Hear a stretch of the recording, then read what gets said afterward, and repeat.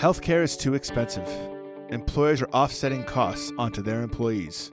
Who will make health benefits affordable for hardworking Americans and their families? You will. This is the Empowering Plans Podcast, a show dedicated to helping you once again emphasize the benefit in benefit plan. Now prepare to learn, plan, save, and protect with the FIA Group. Well, hi, everybody. It's me, Ron Peck, Executive Vice President and General Counsel of the FIA Group. You are tuned into yet another episode of the Empowering Plans Podcast with the FIA Group. You know, I feel like there are a lot of P's in that name. One, of course, being the P before the word FIA, but due to that pesky H, we don't get that powerful P sound, but I still count it. You know, speaking of powerful P's, I want to be sure to draw your attention to the best podcast producer in the industry, Pat, the podcast producer, Pat Santos. Thank you for being here, my friend. And by here, I mean virtually, because I am coming to you not so live from my basement studio. And by studio, I mean finished basement. And by finished basement, I mean partially finished basement. But I'm trying to stay warm. I do have a blanket. Speaking of warm people, we are joined today by one of my favorite FIANs, members of the FIA family. Corey, you there, buddy? I sure am, Ron. Corey's an attorney with the company. We work together, I think, way too often, to be honest with you. Corey is, I don't want to say, one of the members of our provider relations team. Man, you are the provider relations team. Don't let any of the very important people on that team hear this. Not that they would be listening anyway, but Corey and I routinely are dealing with balance bills, questions about reference-based pricing, direct contracting with hospitals, and I don't know about you, but Corey, we've been very busy lately, in particular, dealing with providers and trying to resolve some existing balance bills on the back end and work out some deals sort of looking forward to try and prevent balance billing from happening in the future. And, people who are listening, they may not realize that they probably come into it thinking that we've got some sort of negative feelings towards providers and that it's very adversarial. But I don't know about you. I feel like providers that we've been dealing with, particularly these hospital and health systems, they've really been falling into one of two buckets. And I don't know if it's because of COVID and because just how things have changed in their industry and the fact that a lot of people are avoiding elective procedures and dealing at the same time with a lot of people who are very sick with coronavirus, but I feel like they fall into these two buckets where we get the one bucket of hospitals that are just very cordial, very kind, willing to work something out, realize, hey, I need to get what I can when I can because things are tough right now. And we appreciate you calling and trying to work something out versus just the others that have gone the other direction. And it's just, we've got to tighten the belt and we got to play it really tough with you guys because every penny counts these days. You're finding that kind of the current situation is sort of changing the philosophy or the attitudes of the providers you're dealing with, Corey? Yeah, that's a great question there, Ron. Yeah, I think, like with the rest of the world, that the COVID-19 pandemic has fundamentally changed the way that business is done in most industries, and certainly providers themselves aren't immune to a changing landscape. I know at the beginning of the pandemic, we were having a real hard time with being able to just do our regular means of communication on some of these bills. Something as simple as getting a billing department remotely for a provider could take a long time, or getting through to someone on a routine call. It just seemed like for certain providers, it was an ordeal of being able to get just someone on the phone. But then we all kind of started hitting our stride. We all started understanding that, there's probably a 75% chance that a dog's going to bark or a kid's going to scream or something's going to go wrong.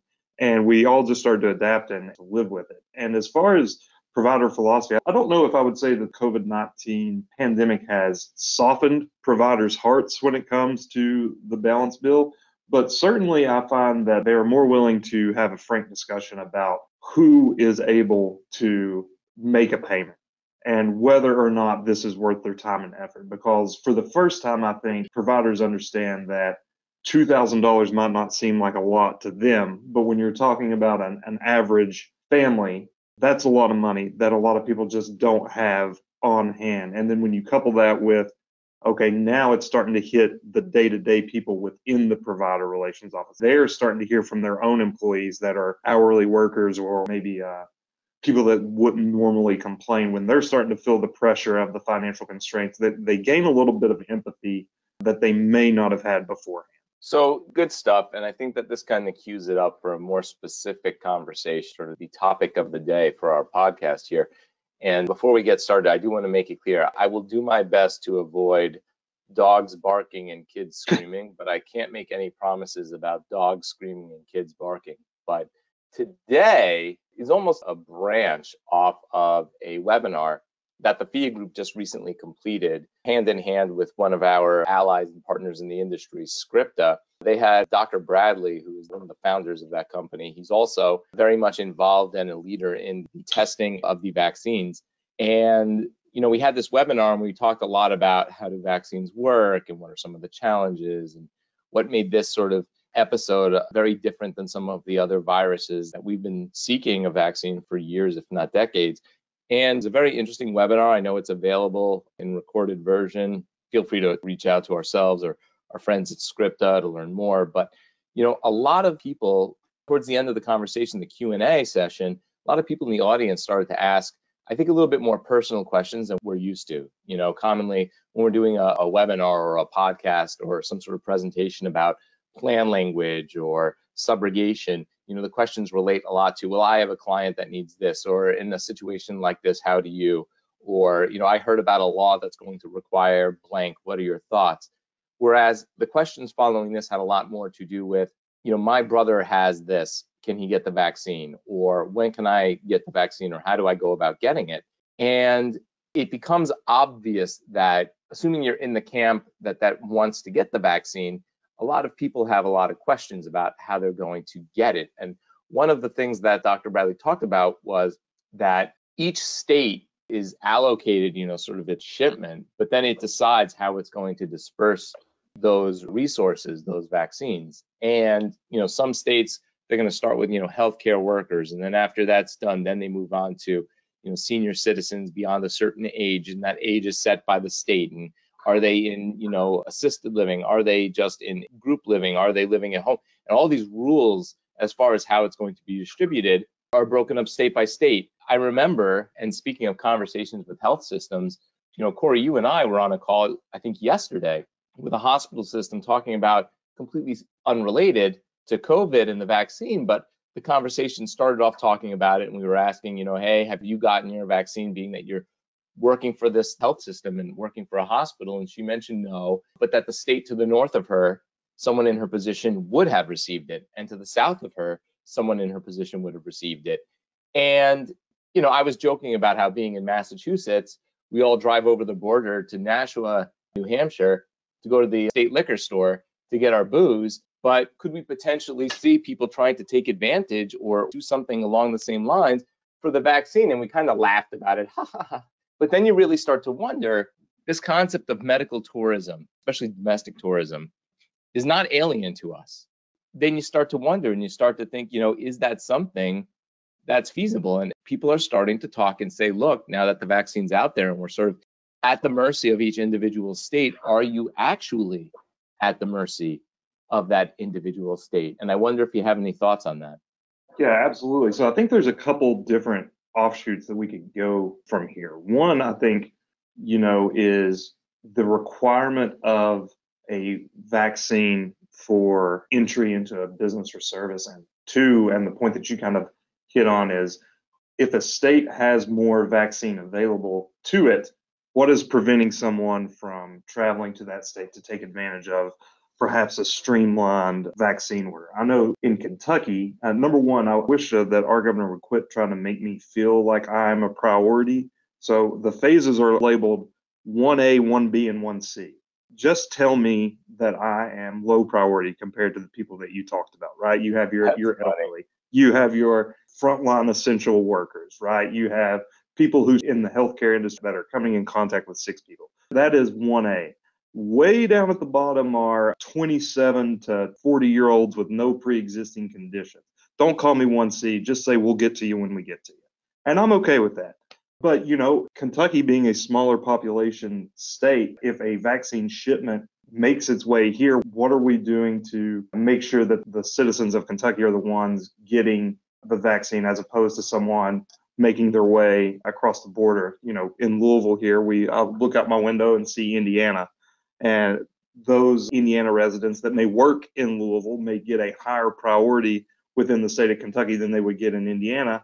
So they're going to take advantage of the vaccine supply that comes to the state of Kentucky. But I almost feel like the more interesting topic is, once this vaccine is available, what could be the requirements of doing something as simple as taking your family on a vacation? Or what's it going to look like with the next time we all get on a plane to travel for a business meeting? I think that has some really interesting outcomes. And I was reading this morning on the international travel scene, it looks like Denmark is going to be one of the first countries that's actually rolling out their nationwide vaccine passport documentation, requiring a program to be downloaded to show that you have vaccination before you're able to enter into certain businesses. So how are they going to manage that from bordering countries, from international travel? You're going to be stopped at customs coming in. There's just so many intricate things that there's so many ripple effects from the stone being thrown in the middle of the lake that I just don't think that we have a full grasp on the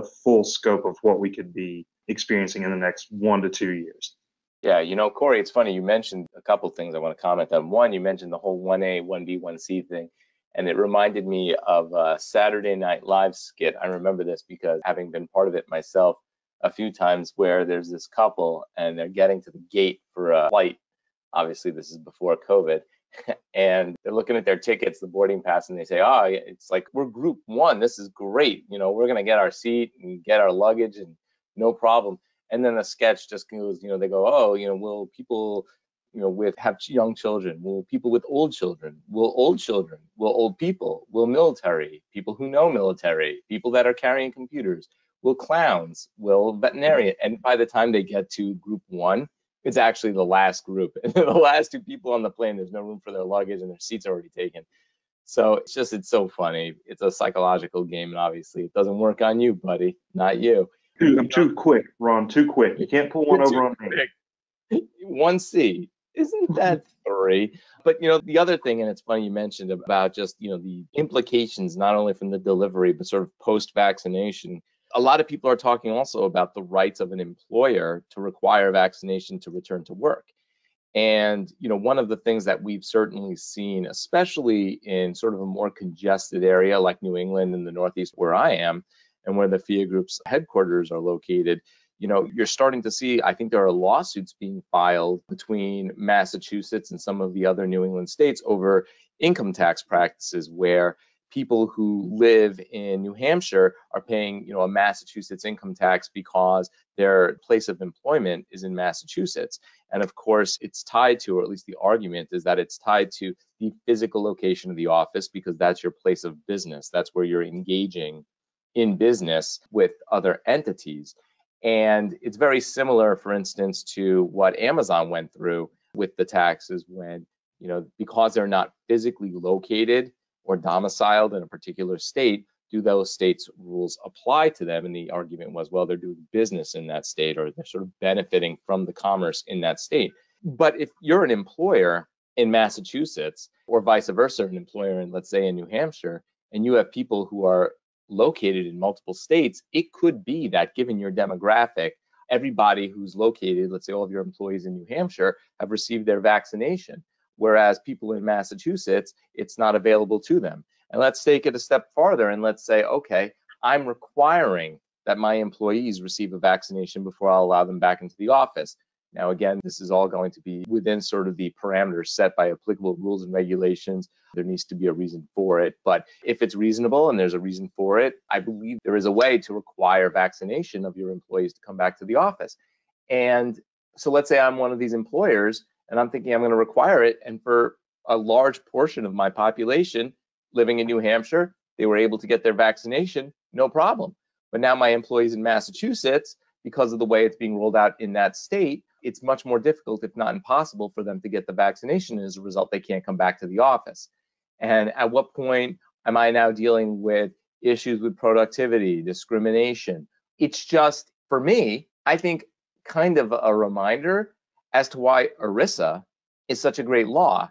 We work with these self-funded health benefit plans that get to administer one benefit plan uniformly across state lines. And people sometimes they look at it and say, oh, they should be regulated as insurance. They're getting away with murder.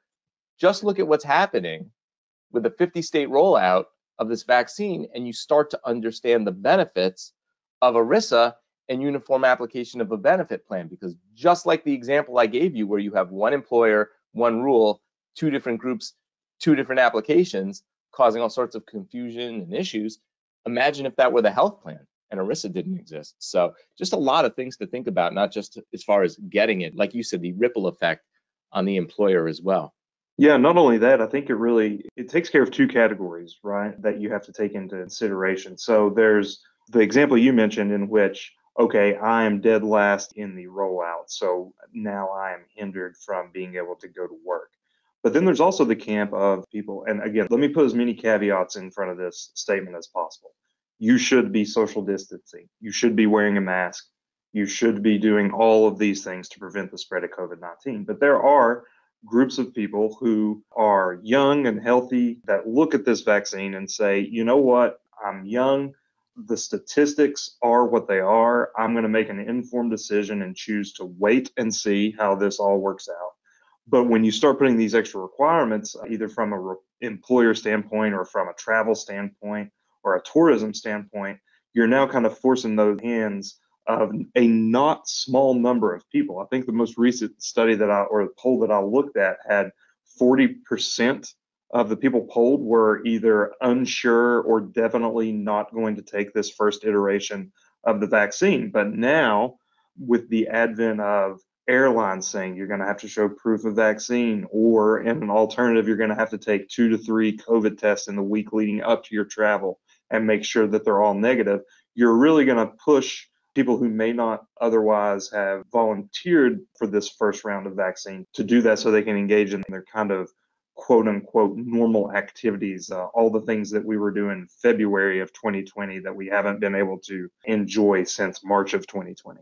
So looking at the situation, is this just talk, or do we actually anticipate that people are going to try and identify ways to, whether you want to say it's innovation and creative thinking or gaming the system, to seek out vaccination in other states? And of course, travel is much more difficult, especially with all the quarantine rules and limited travel in general. That's question one. And then question two is, if we do anticipate seeing it, does that add further complication for our clients, the benefit plans that have to pay for these vaccines? Because remember, at least based on the current rules, the cost of the vaccine needs to be covered by the plan in full. That means the actual cost of the drug and the administration cost. One thing I want to make sure our listeners remember is that some, especially hospital-based administration, they will apply a fee for the facility, a facility fee. And it's our position that the facility fee is not a cost of the vaccine. So while you are on the hook for the cost of the drug and the actual administration fee, I would argue against you having to pay in full for the facility fee. Because remember, according to the rules, there's no out-of-pocket share for the patient. I don't think that rule necessarily applies to the facility fee. They may be on the hook for their portion of the facility fee. And so it may be worth educating our plan members that if they have the option to get the vaccine somewhere where there wouldn't be a facility fee, it's to their benefit and the plan's benefit as well. So with that little public service announcement out there, do we foresee that if people are going elsewhere and sort of out of state to get the vaccine, could there be further complication at a trickle down to the plan when they're receiving these claims from facilities that are maybe outside the state or outside their network?